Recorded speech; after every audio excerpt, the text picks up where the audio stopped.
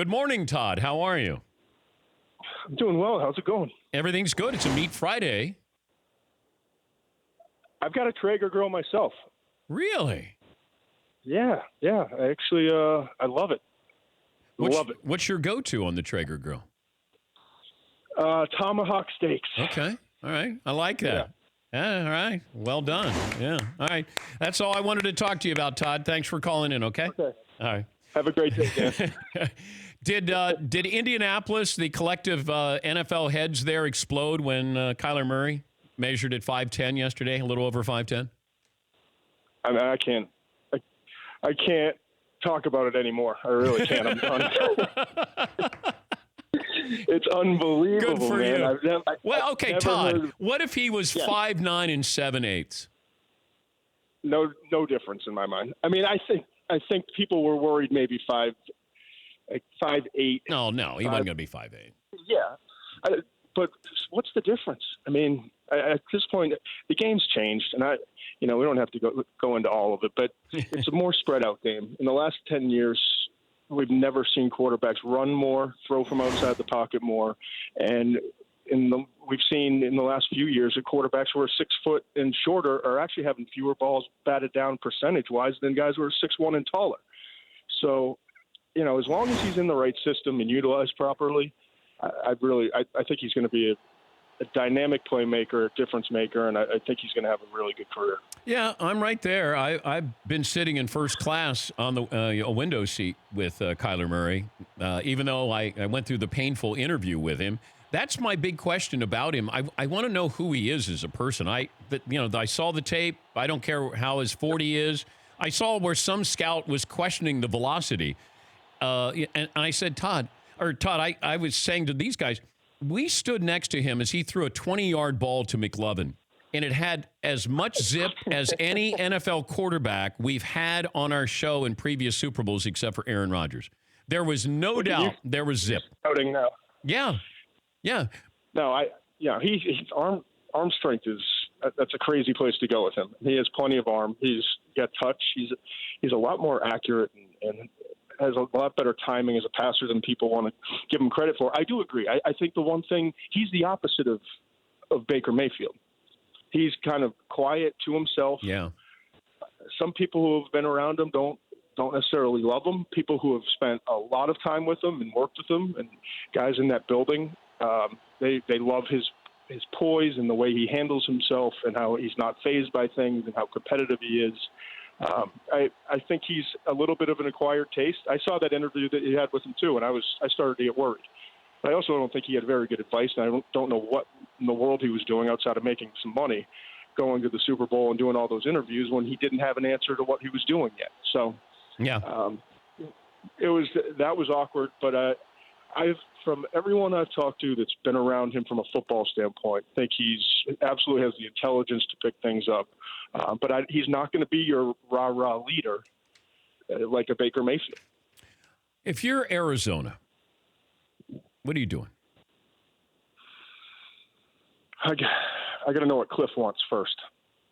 If Cliff thinks and it's so important to be in line with your head coach on this. See, the problem, Cliff's either going to have to adjust his system to the NFL a little bit by putting in more protections and ways for the quarterback to protect himself if Josh Rosen is his quarterback, because you can't max out at 6-man protections. You can't, but run that system the way he has run it in college with a quarterback that has a history of injury, who's not that, big and thick, and has trouble staying on the field. Now, if you have a guy like Kyler who can bail you out when protection breaks down or when you're not in the right play for the defense, that's where I think the fit is better. And he's also a little bit more of a point guard, a guy who can get the ball out quickly and work with the tempo that Cliff likes to work with. So the fit I understand, but it seems far-fetched to me that they're going to all of a sudden make this huge deal to go trade a guy that came in and, he didn't play great, but he had nothing around him last year. Yeah. And he was a top 10 pick, and just about everyone I know has a grade higher or equal to what you would have on Kyler Murray. So it's an interesting situation. It certainly makes for like good television and talk. But my guess is at the end of the day, my hunch is that they're going to stick with Rosen and move forward. Yeah, but I think if you're bringing in Kingsbury, you're bringing in a whole different offensive philosophy. And does Josh Rosen somehow, can you make that fit into what Kingsbury wants to do? I think you can. I think it's gonna work both ways. And I think Kingsbury, I mean, if you look at all the quarterbacks he's had, they haven't always been mobile. I mean, that Texas Tech system hasn't always been, built for mobile quarterbacks. Look at Kingsbury himself. But I think what it does is it provides that extra layer of protection if you're able to get out of a situation by running, and Rosen can't. I mean, Rosen's two biggest issues are he's not overly mobile and he's had trouble staying healthy. Other than that, he's exceptional as a passer. He's the best pure passer of that group a year ago. So I think it can work, but it's the only reason I'm going down that road mentally, is because I think Kyler's a better fit for what Kingsbury has always done compared to Rosen. How many quarterbacks, if I gave you over under 3.5 first round? I'd take under, but I think it'll be 3. I think Drew Lock from Missouri winds up getting in just because it's quarterbacks. Daniel Jones is not what everyone seems to think he is. I think he's more of a third rounder backup in the league. I see the intelligence and all of that, but if you study his tape at Duke, he's very average. He's just very average. Everything's a short throw. He's inconsistent with his accuracy. Don't throw the ball down the field a lot. I'll give him credit. He's tough as nails. When he takes off running, he's got surprisingly good speed, but he's not very, twitchy and agile in the pocket. So he takes a lot of hits, and his offensive line is terrible, but he takes a lot of hits too. And I don't know. I don't see the fourth guy.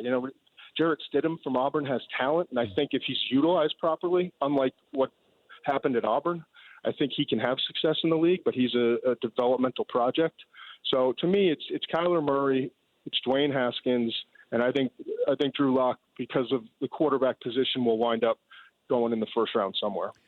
Who's your favorite player that in 5 years you'll say, I told you so? Ooh, that's a good question. I think Marquise Brown is the wide receiver from Oklahoma, is a special, unique difference maker. I know he's in a boot right now. I know he has the injury, and I know he's only 166 pounds, and it's going to be an issue throughout his career. But when that dude is on the field, I haven't seen many guys like him in terms of play speed. I mean, I think Deshaun Jackson is the perfect comparison in terms of NFL guys and what he can be when they're both healthy. The ability to create after the catch and then get vertical. You can hand him the ball off. I mean, there's so many different ways that he can burn you. And in today's NFL, his ability to get open so quickly, I just think he's going to be special. The reaction in Indianapolis when Jason Witten decided to leave the booth? Shock.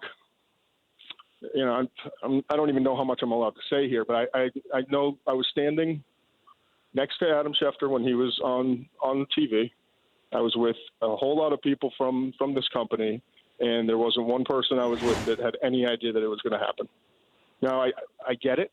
I understand that it was a frustrating year for him, but I even worked with him at the national championship game. I worked with the Monday night crew at the national championship game on that mega cast the whole night. Not that he would, it was the first time we had met. So not that he would give me any indication, but it seemed like he was very much into the broadcast gig and was really intelligent. Like, just talking football with him, he really understood more than I think people probably got from watching the broadcast at times. But I think he got frustrated. I think he. But how much of this, though, Todd, is that social media chewed him up as an analyst? Was he looking for an escape route? I legitimately think it's part of it. Yeah. But I also do, and I've talked to people now who have been around him, and he was looking at the possibility of going back to the Cowboys in the middle of the year last year. So I think he never quite fully mentally gave it up. I think part of the reason he left because he thought, hey, how am I going to get this opportunity again, Monday Night Football, But I don't think he had closed the door mentally, even though he tried to talk himself into it. So, but I do think the social media part was a significant factor. And I think if the season went great and he got the kind of reaction that Romo got, or even just a normal reaction, I think he'd still be back in Monday Night Football. That's interesting. Yeah, because I'm wondering about Greg Olsen. I was told by somebody who's familiar with Olsen's situation that he thought Olsen was going back to the Panthers and not going to put himself out on the market there for Fox or ESPN. What are you hearing about Greg Olsen? I've heard nothing, to be honest with you. I really haven't. Yeah. I'm more focused on offensive linemen running sub 5-second 40s right now. I know it's thrilling to you. I need some new jargon because you guys come up with, waist bender and all this stuff. We heard lower body twitch from Daniel Jeremiah.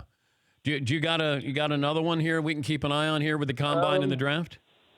When you're watching the defensive backs on Monday, and you're watching them turn and open their, open up, oily hips. Oily? You got to have oily hips. Oh. You go to Jiffy Lube and get oily hips, I think, there. There you go. I like that. There you go. Well, Todd, have fun this weekend, and we appreciate your time as always. Of course. I'll talk to you soon, bud. That's Todd McShay of the Mothership. And they got the NFL Scouting Combine. Trey Wingo will host.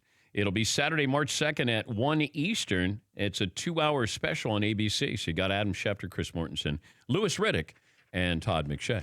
For more Dan Patrick Show, tune to Audience Channel 239 on DirecTV or download the Dan Patrick Show app.